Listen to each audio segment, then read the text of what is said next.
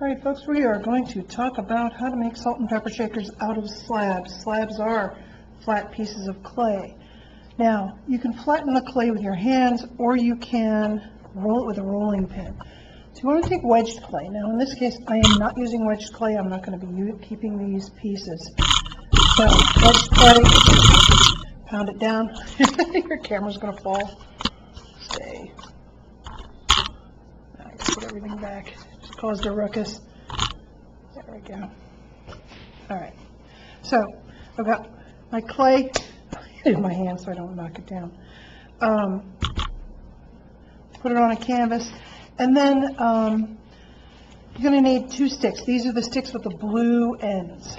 They're 3/8 of an inch thick, and I'm going to roll this out. Now the ends of the rolling pin are on the sticks, which means that it won't get any thinner than this. If I want it thinner after I roll it with this, what I'll do is move the sticks out of the way. But this gives me a nice even 3/8 inch slab. If this falls off, this side's going to get thinner. All right, so I need to make sure that my rolling pin is sitting directly on here. So when it rolls evenly, you're good. With your rolling pin, if you'd like it a little thinner, and I think I would like it just a tiny bit thinner, I'm going to just take it down a tiny bit more. Now you can see all sorts of air pockets in here. This is not wedged clay. Again, I'm not keeping this. Got some water on this one. I made this one a little earlier. See what happens when it's wet? It sticks. There we go. And again, I'm going to take this down so it's the same as the other one. Just a little bit thinner than 3/8 is what I like. All right, so I've got 2 pieces of, 2 slabs, flat pieces of clay. If I'm building something, let's say I wanted to make a boom box for my salt and pepper shaker.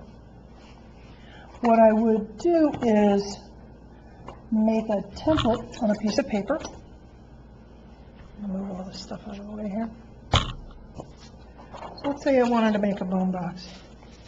I would draw this out for however big I wanted it to be. Now, if it was a boom box, I may want to use graph paper so that I'm square. And then think about my sides and how big they are going to be. I would cut these out with a pair of scissors, lay them on the clay, harden those up a little bit, just let them sit out, or hit it with the hairdryer, and then I could construct it, slip and score them together to make a little box, a little slab box. That's pretty straightforward. If I'm making some sort of a cylinder, I'd probably get one of the cardboard cylinders from over there, wrap it in plastic, and then put the clay around it, and then I'm able to get a cylindrical shape. However, if I am doing slabs and I want to make something like chicken and egg, nothing on there is straight or flat. So I'm going to start with my chicken. I'm going to start with some newspaper or newsprint, and I'm going to wad it up and tape it. I want to have a little bit of give to it and tape it really well. You want this to be smaller. This is the inside, right? The clay is going to go on top of this, so don't make this as big as your entire shape. Now remember, these have to be a minimum of 3 inches tall, maximum 8 inches. So I'll beat it up a little bit so it's a little rounder. There we go. It's going to be in the middle of my chicken. All right, got to move the chicken out of the way. Now I'm ready to start. So I've got slip nearby, I've got a knife, and what I'm going to do is cut a hunk of clay, and I'm going to wrap it around here. And where it overlaps, right there. Right, so I'm wrapping it this way. It's going to overlap. I'm going to thin this out just a little bit. Got my slip.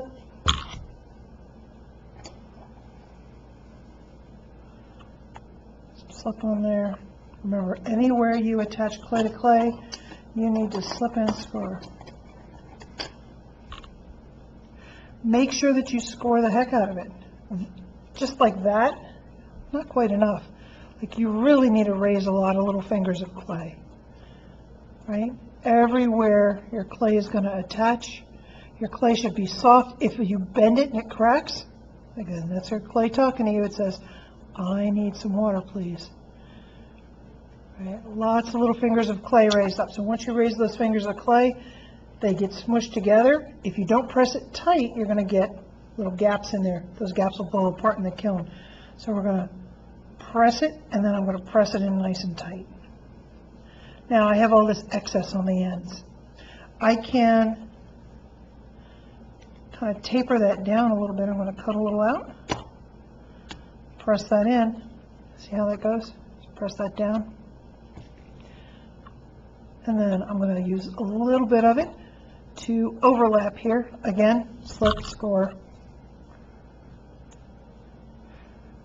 Now, this will be the last time I slip and score this. I really am not keeping this, so I'm not going to slip and score the whole thing, but you must if you want this to stay in one piece. So anywhere I want this clay to overlap, slip and score the heck out of it. Press it in. Press it in tight. Tap it on the table. You can tap it on your hand.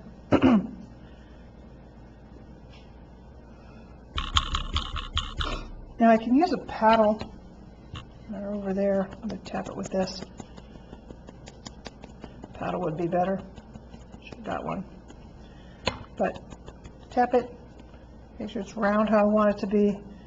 All right, there's the bottom of my chicken. I'm going to press this piece right here. I'm going to trim a little bit out. Press this in.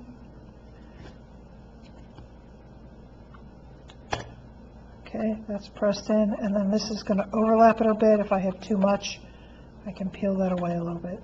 All right, so time. I would slip and score this. I'm not going to. Again, I'm not going to keep this piece.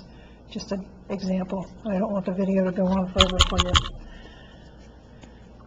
So now I have smoothed out little sphere of clay that's going to form the chicken's body. There's a little flat spot on it so it doesn't roll away. I'm going to tap it in a little narrower. And now I'm going to treat it like a sculpture. Take some of my soft clay and, my softest clay, there we go. Take some of my softest clay, again it should be wedged, and I'm going to look at my sculpture, and again this would normally be slipped and scored on. I'm not going to do it because I don't want to take all of your time.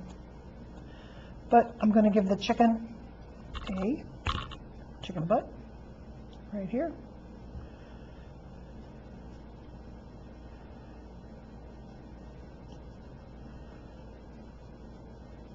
So I want that to kind of be going up. If I look in my design, kind of going up there a little bit in the back. And then I need a little more chest here. I'm going to squeeze this a bit.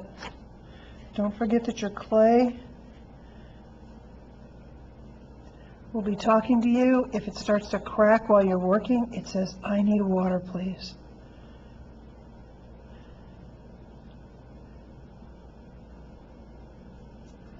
All right, so I'm getting a little better shape. So I've got the kind of the chest here, butt here.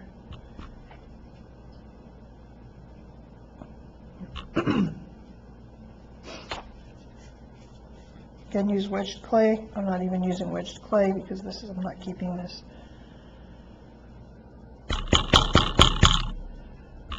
Think about the shapes you're creating.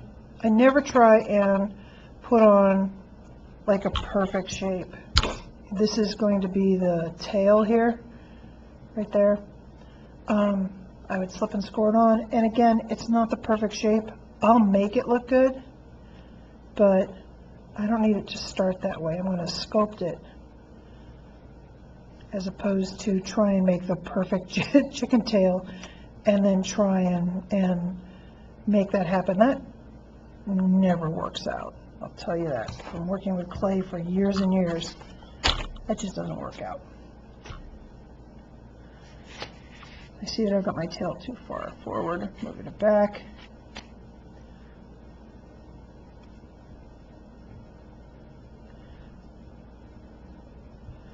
Again, when you do this, slip and score, slip and score, slip and score. I cannot emphasize that enough. Make sure your clay is wedged or de-aired so you aren't full of air pockets.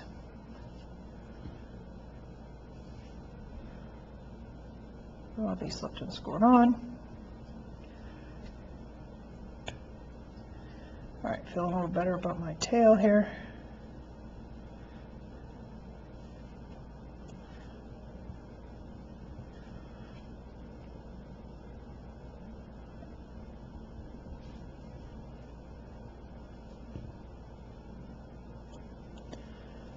There we go.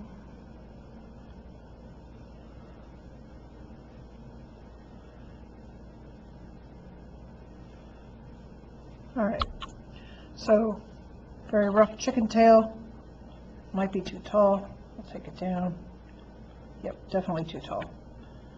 Again, don't try and make the perfect piece and put it on. Put a piece of clay on there and kind of sculpt it. Make it come together for you. All right, I feel better about that. Looks better. It's also bottom heavy now. I'll start working on the head. The clay is getting dry. Again, if it starts to crack, get some water on it. Now, this little ball of paper in here is going to suck some of the moisture out of your clay. So you really want to make sure that you are working fairly quickly, and if it hardens up a little bit, we can cut the bottom and pull that out and then reattach the bottom one.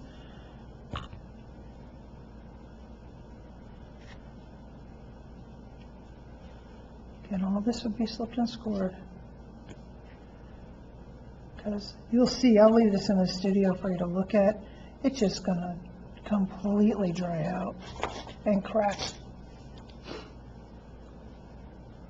I'm not too worried about it. I'm not keeping it. All right. All right, so I'm looking at my chicken shape here. I think my chicken could use a little more chest.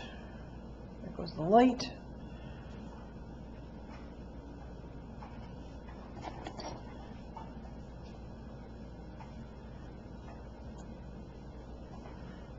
Whether you're using your fingers or a tool, put plenty of pressure when you're attaching clay. If you're dainty with it, you'll leave little air pockets in there. It will explode. Great. So, starting to get that chicken shape.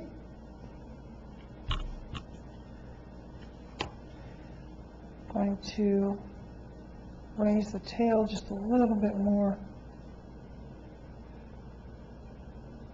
I'm going to work on the head.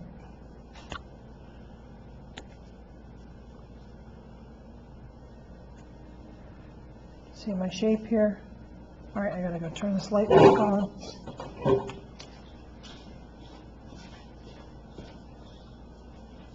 Yeah. Everything's so automated.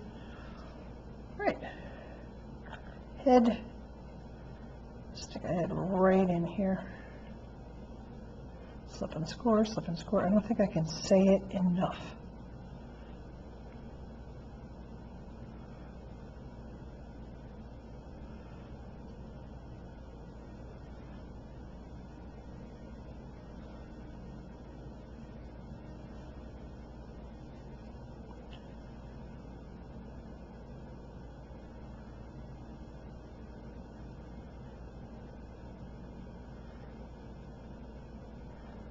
Right.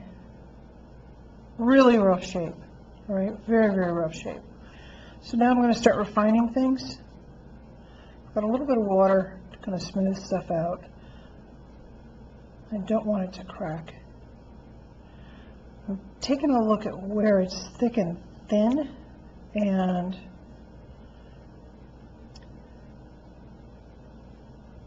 thinning some areas out, making them a little narrower through here, through the front of the head.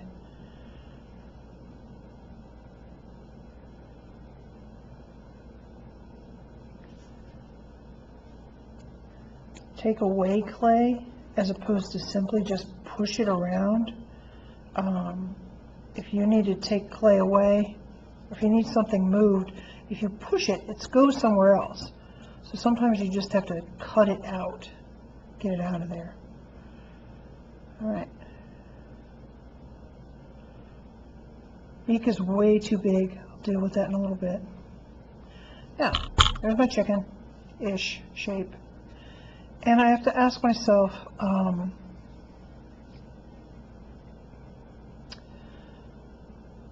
is it sitting straight, right? Or I think I want to have it kind of turning its head a little bit as if it's looking kind of this way.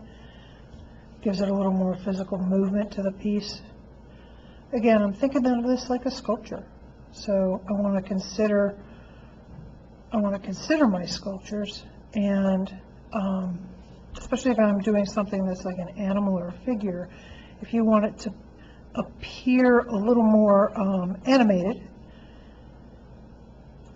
you can do that by moving the head, turning it a little bit, and it starts to give it a little more life.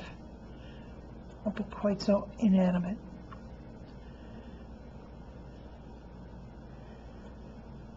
All right. Okay, so I have my basic shape. Once I have this shape, I want to start looking at it from all sides, and I need to put my wings on here, and I also need it a little fatter. Right? Chickens tend to be a little chunky on the side.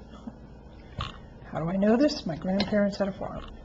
So I'm going to slip and score clay. I would slip and score clay on the side. The wings are going to take care of some of that, adding some of that dimension there.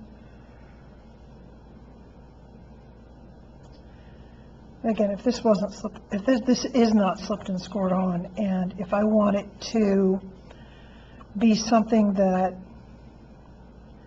stays, I really have to slip and score it on because it will just come apart. Take a look at the overall shape of the wing here. Looking at that wing shape. If your hands get too crunchy, wash them off. If your tools get too crunchy, wash those off too.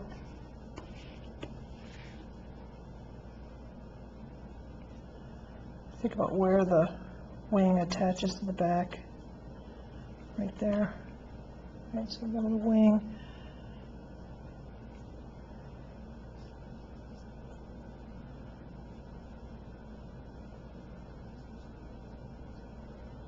On the shape of the tail a little bit.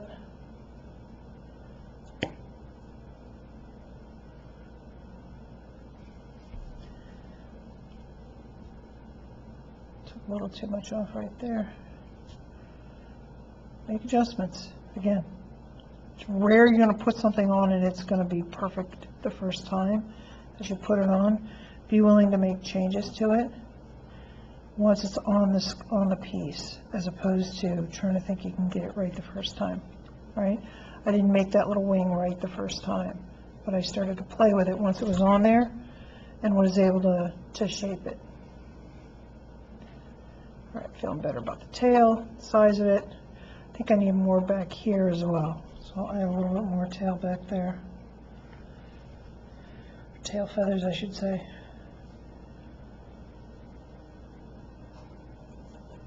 Again, slipped and scored on. I'm not doing that to save a little time. I'm not trying to get the perfect shape. Look at A shape, and then clean it up.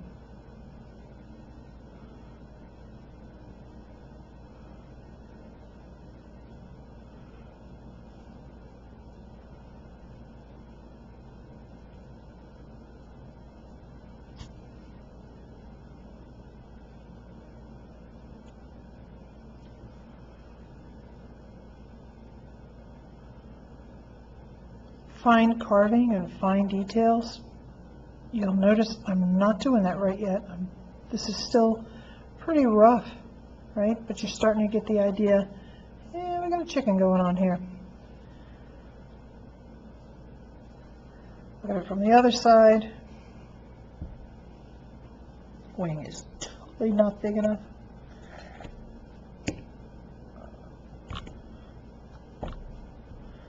Clay wet. This building, things dry out pretty quickly, so you want to be able to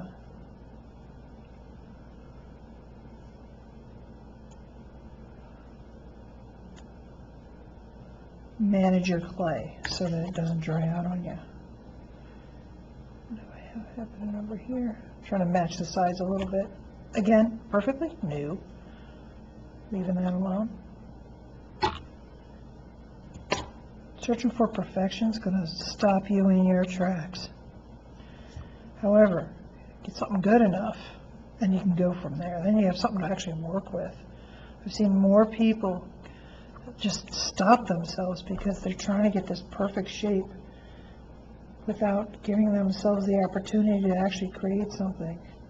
Right? I'm chopping off huge hunks of that wing. Now I have something I can work with. Right? If I'd have tried to put that perfect wing on there, I'd still be fussing around with it.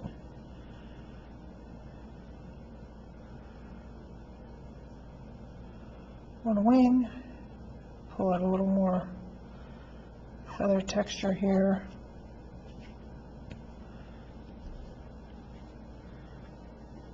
I know my beak is too large still. I'm not too worried about it.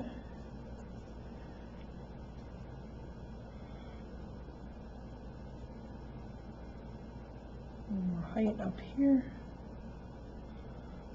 The feathers.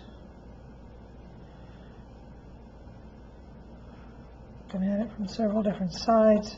All right, I got something I can work with now. Now I've got a basic shape. Right, the whole inside of this. That was the newspaper still inside of there.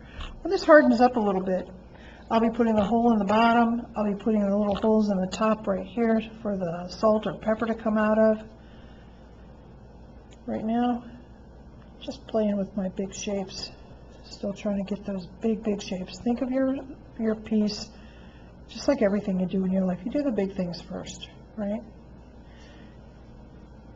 If you focus on tiny details before you get the big shapes in place, it won't matter. Your tiny details are going to be off. So give the tiny details a good place to exist. They're going to exist on this shape. This is a good shape.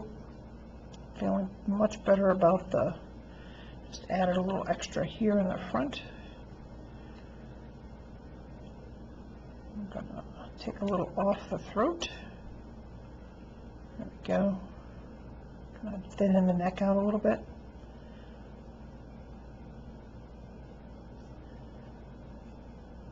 Remember, you can remove clay, right? You don't have to just push it. Take it out of there. There we go. All right, one chicken shape. Definitely need to work on this face. Definitely need to calm the size of the beak down. When I look at this, my beak almost looks like a duck. So I need to think about my chicken and the size of the beak for this kind of a bird, right?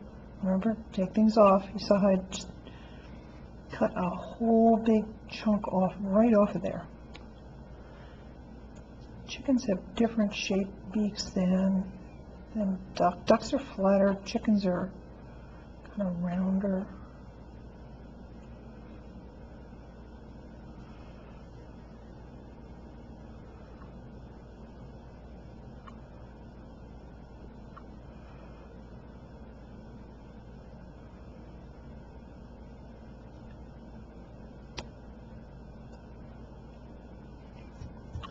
Watch it if it dries.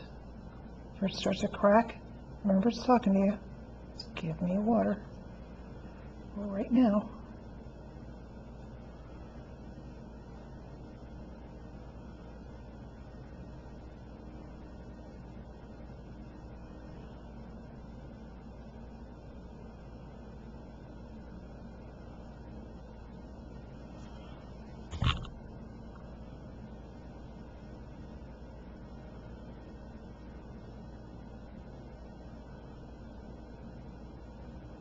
All right, feeling better about that.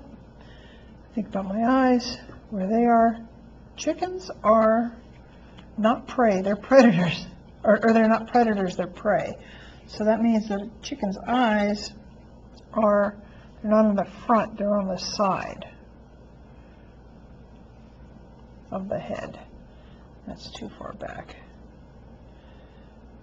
First time you don't succeed, try again.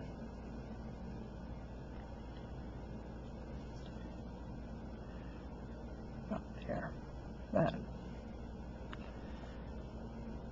Thinking about the other side here.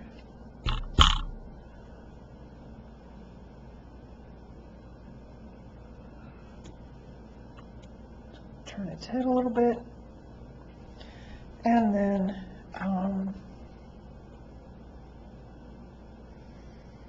get a little bit of the top comb that some chickens have.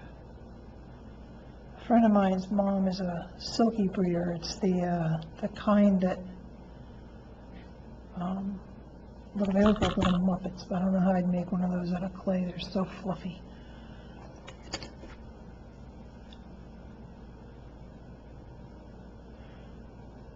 All right, remember, I'm not trying to, oh man, the light's in this room.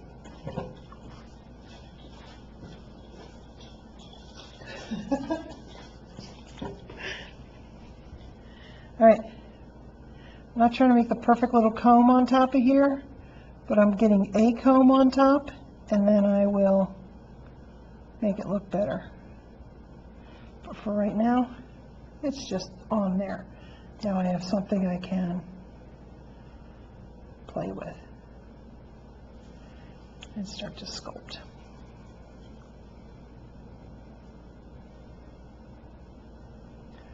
Usually a little ridged, sometimes they come a little forward.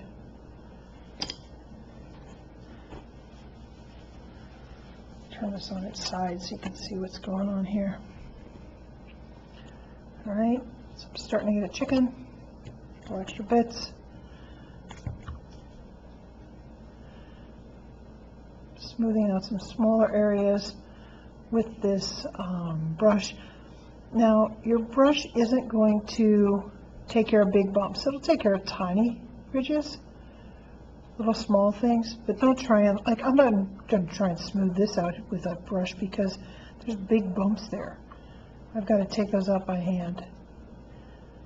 Right, that brush will get into super tiny little areas where there's some small issues, but not big ones. The big ones you just have to deal with by hand. Smooth them out. All right, so I'm starting to get this. Now I would start to think about things like putting feathers on here. How do I make kind of feather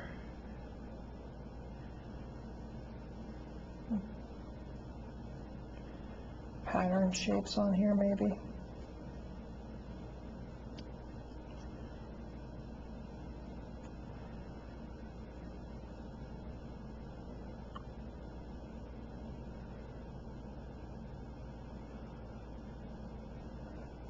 Okay, starting to get a little texture on there.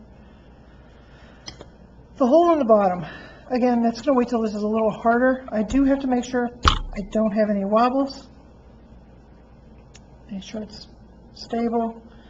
I want to make sure that I keep this moist, so I'm going to wrap it in a wet paper towel. The newspaper on the inside is going to help it dry a bit, and it will dry out way too much if I don't cover it. So I have to make sure I'm keeping it covered, that I'm monitoring how hard it is. I want it to be firm, but so that I can do a little carving in here, but I don't want it to be so hard that it's going to crack. Roughly where I'd like to have those feathers, and then I have, make sure I'm attached,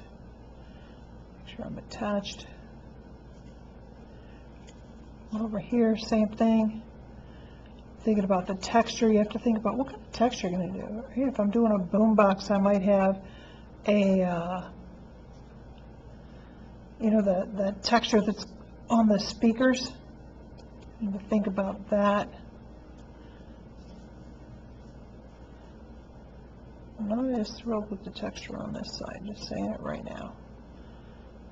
Needs some work. Definitely needs some work. There we go.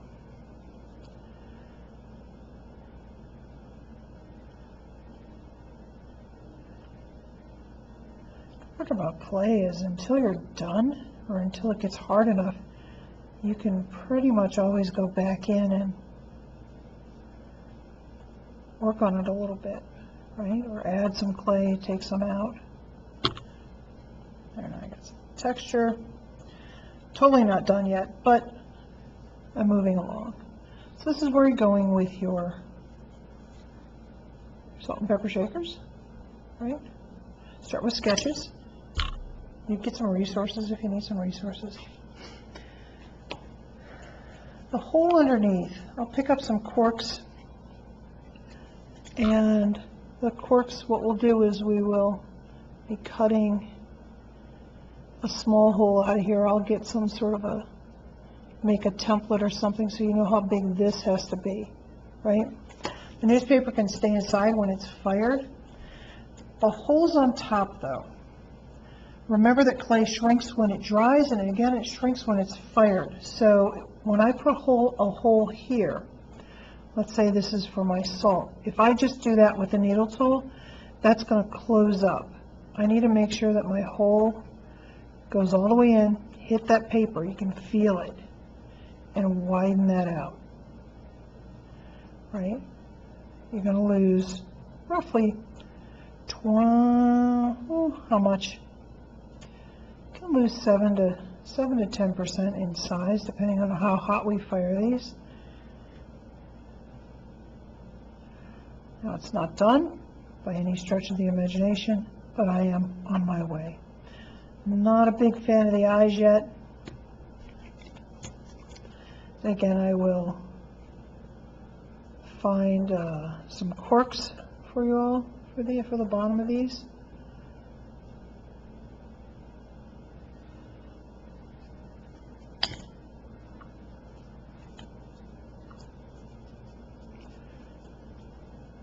The salt and pepper shakers. There we go.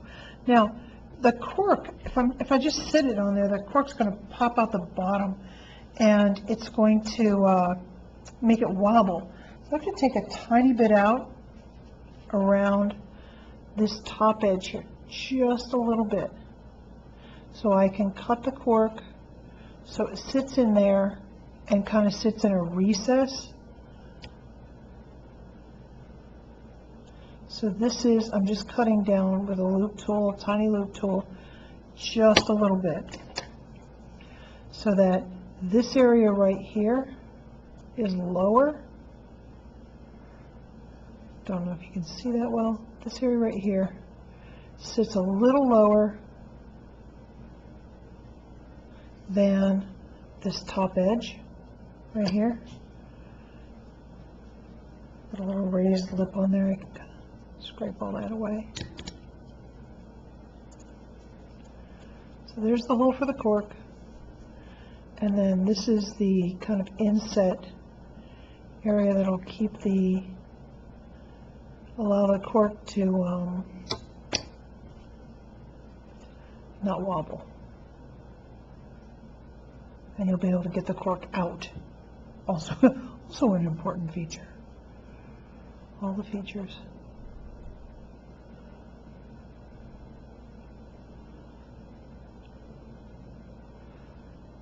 I'll talk to all y'all about this as we go. All right, so that's on its way.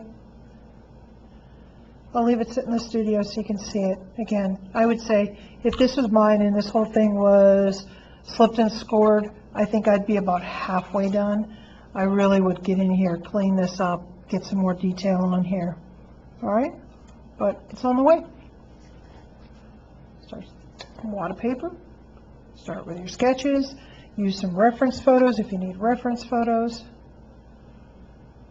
All right, but it's on its way. All right, that's it. One chicken. Happy sculpting.